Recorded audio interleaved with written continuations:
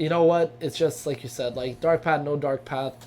People, when they have nothing to do and when they feel depressed and when they feel down on themselves, they can choose to take that energy and try to put it into something productive, like their body, yes. channel it to help their fellow man, or they will channel their own destruction.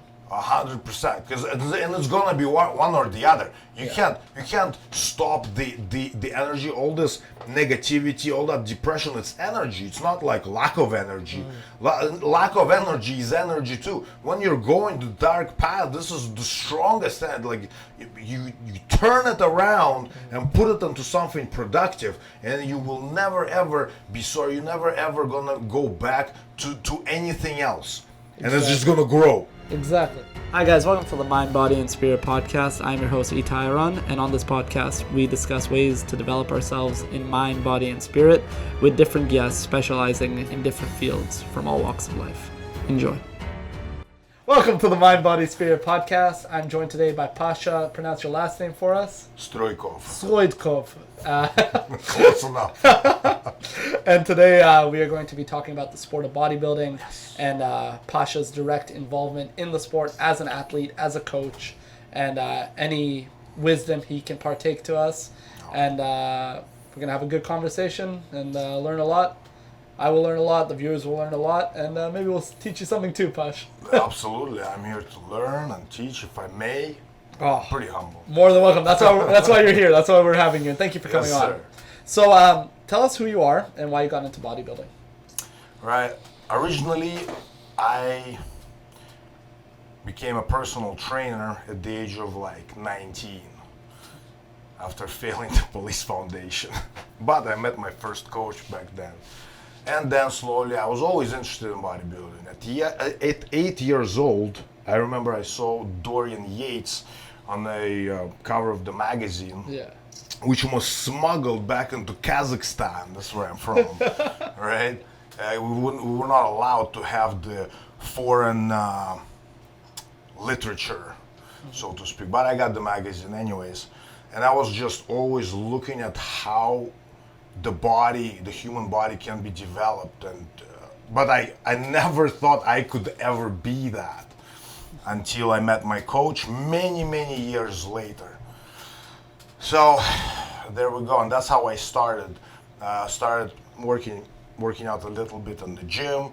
Then I got my personal trainer certificate. I started training other people, learning about the fitness industry, going in and out, and it's been a long journey. But at the end of it all, I ended up working for myself finally, away from big corporations, and got a little bit in trouble with the substances and alcohol and all that. And bodybuilding actually saved me, because when I found my coach in 2019, he said, "Pasha, why don't you do a show?" And me, thinking all my life I didn't have genetics for it, sitting there with my chicken and rice. I'm like, I'm 240 pounds, and I'm sitting there thinking I'm too small. Anyways, he convinced me to do a show. I did the show. I actually placed in bodybuilding an original show, which we're going to talk about more. But I beat some people. So I thought, man, I could actually do it. This crazy idea got into my head. I started training, next show, and now I'm doing shows after shows, preparing for, taking a year off to grow, and teaching and preparing other people as well. That's beautiful. Everyone finds their safe haven in certain things, right? Dancers, swimmers, basketball players, musicians, authors, all these people find their safe haven in certain things, and it's clear that you found yours in the sport of bodybuilding. Oh, and I can relate to that because despite how I've diversified my businesses and such, I came up as a personal trainer, and I still do personal training, and I love everything that comes along with it, the growth of the individual mentally and physically, right? You see them really, just like you said, be thankful, for just the simple act of training and being in the gym, and gives them peace of mind. And that's what a lot of people don't understand. There's a misconception with bodybuilders And people that are obsessed with the gym, that they are vain, that they have vanity, that they're narcissistic, right? But it's not really about that, at least not for Not the at all. true gym goers, right? It's about just loving what they do and being proud of the progress they've made because they've given it so much. 100%. And to 100%. show, It's yeah. not. It's not like I want to look a certain way to make other people look bad. That's Yeah. just insanity. Exactly. I do it for myself because I found, I guess, a lot of insecurities Which is can human be nature, right? battled Yeah. with improving your physique. Yeah. Right. And while you improving your physique, you can't not improve other aspects of your being, along with your mind, because with the body grows the mind. Exactly. And then everything else around you as well. Hey, you want to start a business? You know the Yeah. path now because you know how to struggle, suffer, how to be disciplined. And exactly. The And willpower that comes with it. And that's exactly it. That's why the gym and bodybuilding in general is so beautiful, right? And that's why we're happy to have you here. Absolutely. Happy to be here. Okay, how many shows have you competed in, Pash? I did 2 regional shows, yes, and I did 2 pro qualifiers, which means I gave a shot at because okay, this is how the system Yeah, goes. I was about to ask. Tell us about the tier system. This is how the system goes, right? If you we're so blessed to be here in North America. This is where the sport of bodybuilding always been. That's where it was born. This is where it thrives. And Canada, Toronto in particular, you have access through the shows to get to the top tier, which is Mr. Olympia, the elite of the elite. The thing of bodybuilding that every human on earth who is interested in bodybuilding watches, and they're like, for some people it's so unattainable. There may be somewhere in a third world country and they're like, oh man, I wish we have that opportunity here now. Ooh, I'm having goosebumps right now. So this is how the tier system goes. You start with the regional show. Regional means exactly what it is. In the region, you know, you get all the best athletes in your area to compete for first, second, third, and 2 other places. First, second, third, you get medals. The 4th and 5th, you get kind of like a qualification. You get qualified, so you're not last. Right? You're top 5. So that's why people always say, "Okay, I'm top 5." Right? What does it mean? It means you're in the top 5. Yeah. That means you are now qualified to go to international show to get a qualification, to your pro qualification. So let's talk about those classifications, how they're separated between physique, classic physique, open category. Let's elaborate for the viewers. I'll ask you the question. So Right, oh, hold on. yeah, Sorry, I'm no worries. Go ahead. So just before, so it makes sense. Yeah. In the viewers' minds, Yes. right? We have the regional, right? Then a pro qualifier. Yeah. Then once you become a pro, Yeah. and we're gonna talk more Go ahead. details. Go ahead. Yeah. Once you become a pro, now you can do international shows and compete for money. Because before that pro, there's no money. There's no money in bodybuilding. Because people always ask me, sometimes, not always, Yeah. they're like, oh yeah, well, how much you making doing this? Because they try to justify in their head why I'm putting work, myself through so much hardship. in reality, you pay for the show. Yeah. You don't get paid Yeah. until you become a pro. But once you become a pro, it's like the sky is the limit. Now you can go compete internationally, Spain, Europe. You can go. I think Britain has some. Yeah. So, but main events are always in the U.S. So I'll try to reiterate for the viewers. So you have regional, Yes. pro qualifier, Yes. international show, Yes.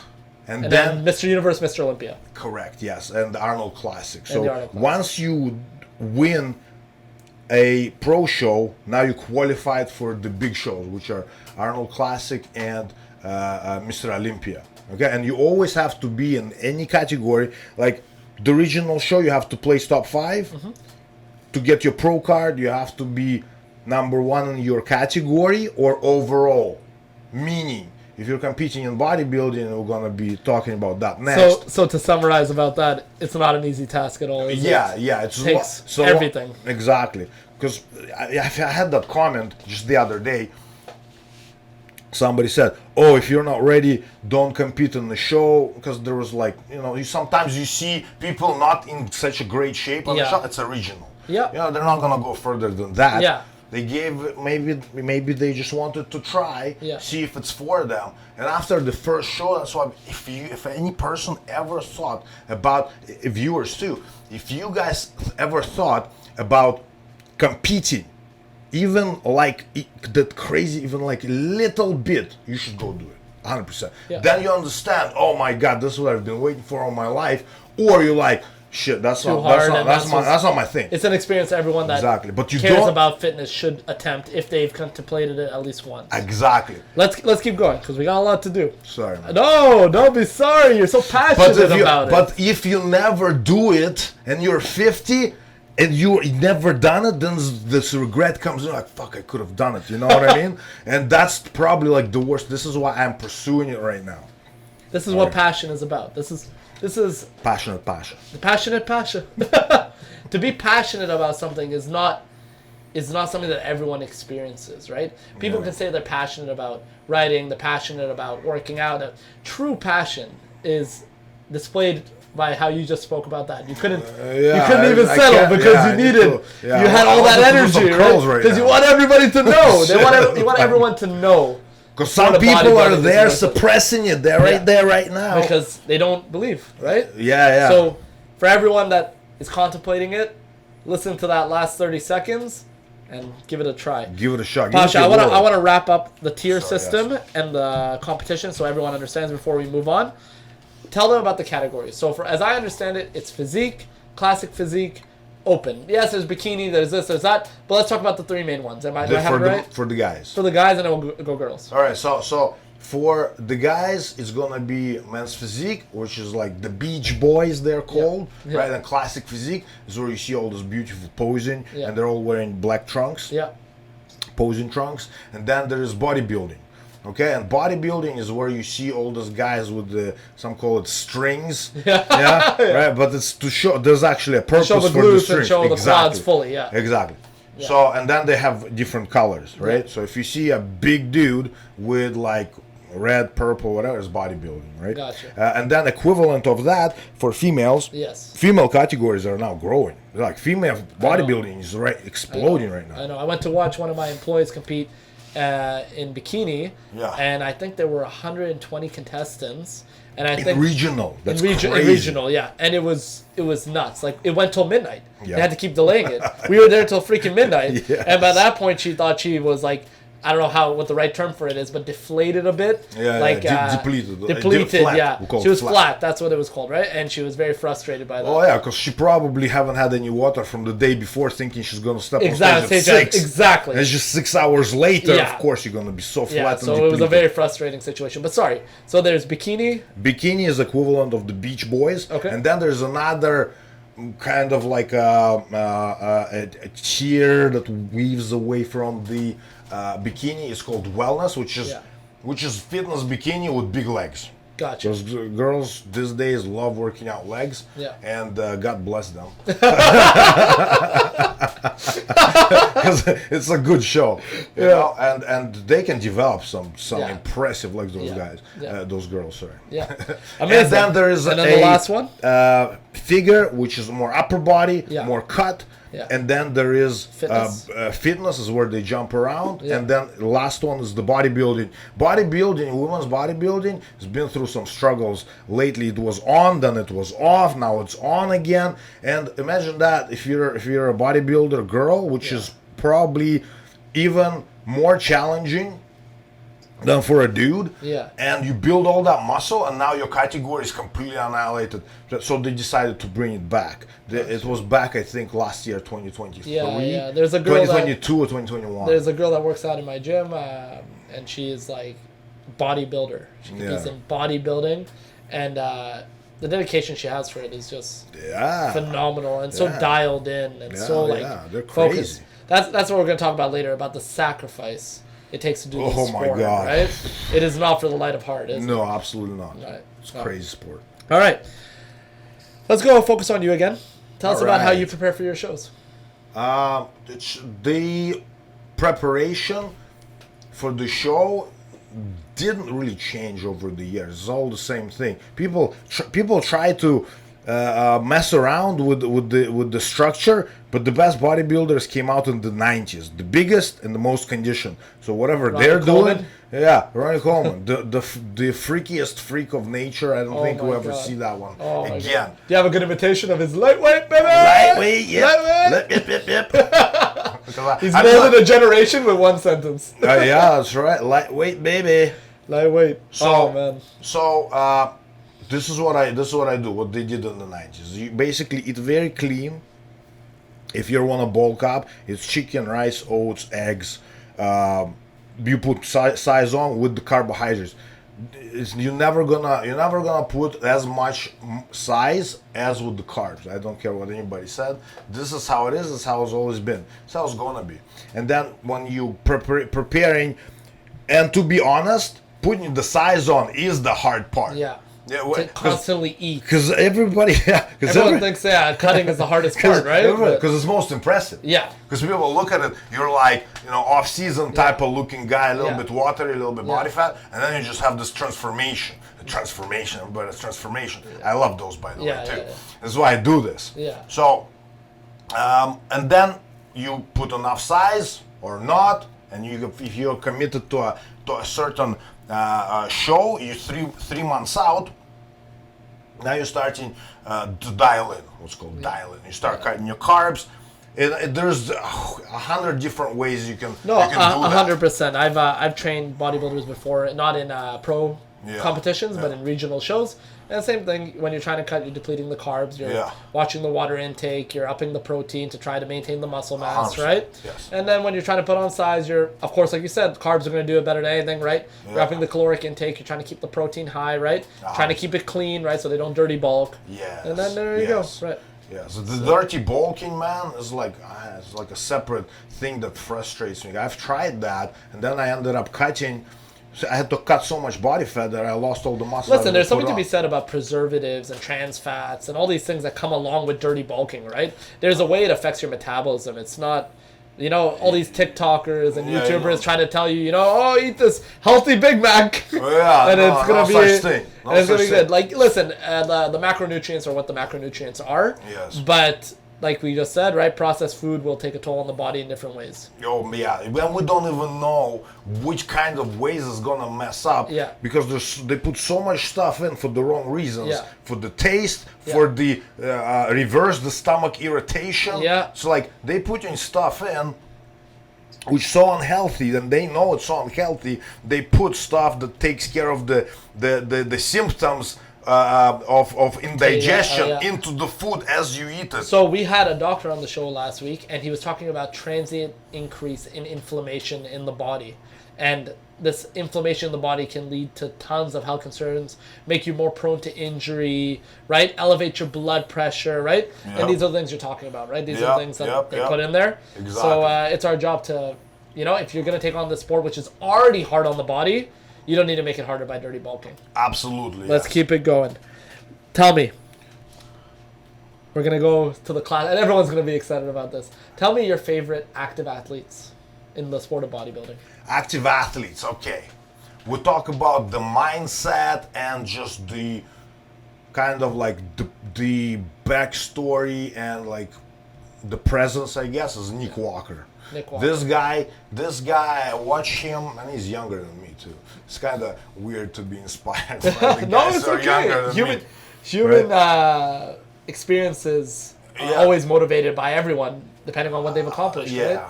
exactly. And that's the biggest part is when you see Nick Walker transformation. I thought that was a joke. Really? I thought it was like what do you call that? They messed with the photo. Yeah. With the what do you call that program? Yeah. The Photoshop? I think it was Photoshop. Just keep it back in. So I thought it was Photoshop. He looks like you can still see he has thick bones and joints, which means potentially he can put on large muscle size. Right? But what he has done in the last, I'd say, 5 years or 6 years, it's just unbelievable. What he is called the mutant. Nick the mutant walker. Yeah. Right. So this guy definitely inspires me, and I actually met him on one of the shows. Nice. Introduced myself. We got Yeah. we got introduced. Good rapport, yeah. Yeah, which is quite like crazy. Yeah. How if you start going deep into the industry and get to know people. Anyways, and then aesthetically looking, there's two guys and they were competing for the first place. No, in my mind. Yeah, in your mind. This is your question. Samson. I'll chime in after. Samson and Andrew Jacked. And that's not their real names. They're Gotcha. like stage names, right? Yeah. Like nicknames. Yeah. Those are the two guys, active guys that I kind of when I train, right? Because Andrew Jacked, I kind of have his body structure, so I'm looking at him, picturing what my body could look like, and trying to put it in my brain that it's gonna look impressive if. And I try to imagine when I'm looking in the mirror if this muscle gets a little bigger, and then I get pumped, and then I imagine it bigger and what I need to adjust and change about my body in order to look presentable and kind of like be big and still look aesthetic, right? So I use these guys to motivate myself. And that's one thing we actually didn't touch on about the judging of these categories. Usually it differentiates between the classes, but to be big and cut is the ultimate goal, no? Yes, absolutely. Yeah. The size, there is also proportions. Yeah. Like if we look at Nick Walker earlier, he was just freaking huge, but he's had a thick waistline, right? Because Yeah. you need to see that V taper, That V taper, yeah. going way Yeah. down, Yeah. and cap delts, big arms, big quads. Make sure you have calves, Yeah. right? You have to look like this, It's like like a ultimate soldier. Yeah. Well, like a He-Man. Like a type, He-Man, yeah. I have the power. Like kind of like cartoonish almost. Yeah. Like so unreal that people look at it. Because up in bodybuilding, super heavyweights always going to attract the most attention. Yeah. I don't want to Downplay the classic. downplay or the other. physique, yeah. They got those guys work just as hard, but they actually have weight limit. They can't get as big. So then what I wanted to chime in on was the one who's probably the most popular bodybuilder today, and I feel like I don't even need to say his name. I feel like Sibo. Yes, Chris Bumstead. Chris Bumstead. He seemed to have captured the attention and the hearts of Yeah. the mainstream population and media.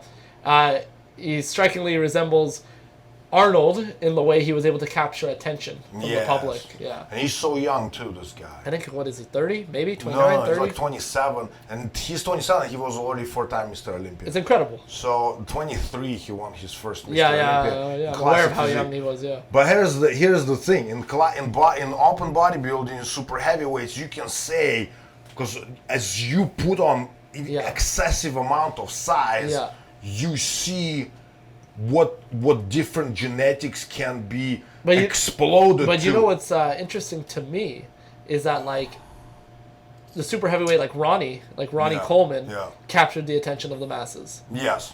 Arnold captured the attention of the masses, and now he's it's classic. Sebum. Arnold's classic. Arnold's classic. Sebum is classic, but Ronnie was a super heavyweight, like you're saying, right? Exactly. And Chris Bumstead stands out so much. Because of his proportions. If you look at him, his lats spread is unbelievable. Yeah. And everybody is capped to how much weight they can carry on stage. Yeah. So at his weight, maximum weight, he has closest to perfect proportions and so pleasing to the eye. So this is genetics, this is, I would argue probably that genetics in classic physique could play a more of a role who's going to win. Because you can see other athletes, you look at their Instagrams, they're not even close. I think Chris Bumstead has like 16 million. Yeah. Ronnie Coleman has 5 million. Yeah. Chris Bumstead has the most attention, and he is the one, the only who stands out. Nobody can beat him. Everybody else coming up to the show, showing their physique, their progress, and they're like, oh man, there's competition. But the stage day comes in, Chris Bumstead comes out, and like, no. So here's an interesting thing. I always wondered if it was like the charisma of the individual that kind of shapes the attention they get, because you can have a perfect physique. Like, I thought Jay Cutler had an amazing physique competing against Ronnie, right? And I think they gave Ronnie that win over him on the 7th or 8th Mr. Olympia that he won. Yeah, right? That was the greatest battle of that's what shaped bodybuilding to what it is now. Exactly, right? Jay Cutler and Ronnie Coleman. Exactly. So I'm just wondering if it's like, okay, is it the aesthetic pleasing, or is it the role that they tend to walk into emotionally, charismatically? Like, you have to have the right person to fill the shoes of certain people, right? Like Jordan, there were players that came and went, but until Kobe Bryant or LeBron James, right? Mm-hmm. You have to have the right sort of person to fill the role. Do you think absolutely. Chris Bumstead is the right person to carry on the sport of bodybuilding to higher heights? Absolutely, man. He is what bodybuilders should be like. Mm-hmm. He is so humble. I don't. You ever heard his quotes on the way he talks? Yeah. You look at him, it's like he's an unbeatable champion. Yeah. He doesn't want to talk smack ever. Yeah. And the way he talks is like, if I want to be a perfect human being, this is what I would say. Yeah. I try to be a perfect human being, but sometimes, most of the time, ego gets involved. We all try. But this guy kind of not even figured it out. He's just being him. He's just how he is exactly. He doesn't have to play the role. He embodies that spirit. Right? The other guy I want to talk about is Kai Green. Kai Green, very well known. Uncrowned Mr. Olympia. But the way he approaches things, right? Because you have to have personality to win the show. Okay, now this is not to discourage anybody, but who knows you, who you are in the fitness industry, in the sport of bodybuilding, will play a role if you're gonna get winning positions. You know what I mean? Yeah, placing. But it's not like you have to bribe people, right? Yeah. Like if you're humble, you're not arrogant. Like if you're gonna talk smack to the judges or the creators of the sponsors of the show, not the sponsors, sorry, the guys who are leading the show, you're just an asshole to them, right? Then the day of the show comes, it's a human nature. If I don't like somebody, I'm not going to see certain things, and the bodybuilding is such a political landscape. It's not political.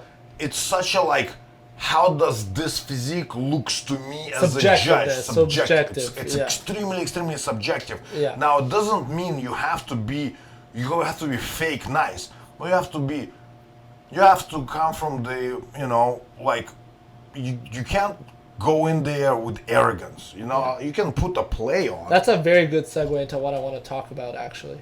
Do you think, because of how popular physique and fitness and everything has become in the 21st century, these influencers, these fitness influencers, tend to change the landscape a little bit because of that ego you're talking about, how bodybuilders are humble and come in modestly and have given everything to the sport to be the best version of themselves and to put it on display and compete with people that are like-minded? Do you find that fitness influencers kind of just try to get that persona to try to make money or to try to get their rhetoric, right? Do you think they've not tarnished, but they've affected the landscape of fitness a little bit?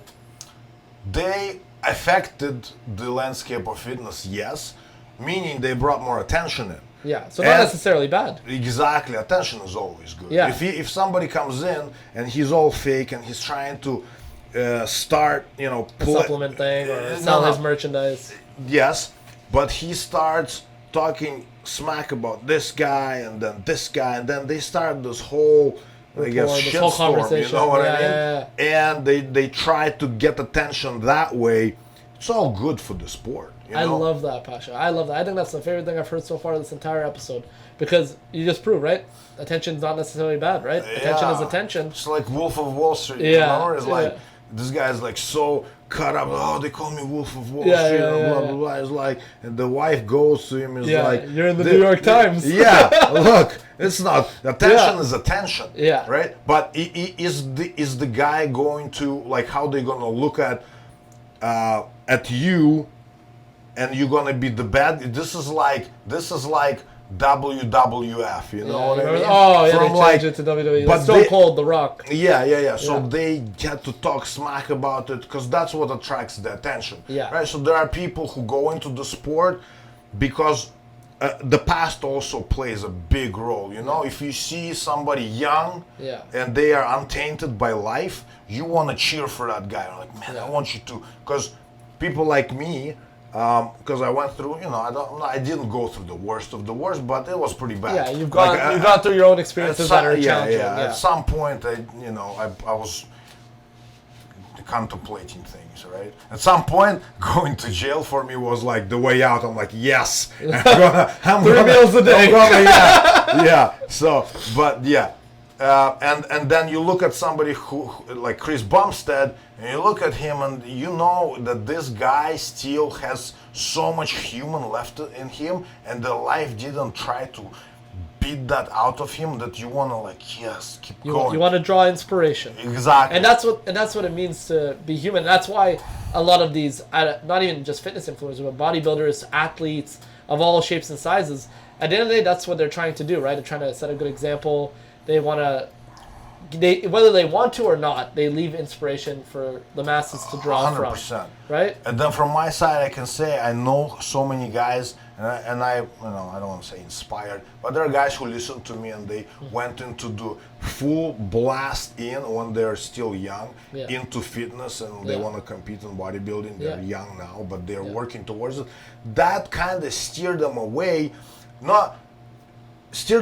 from the dark path.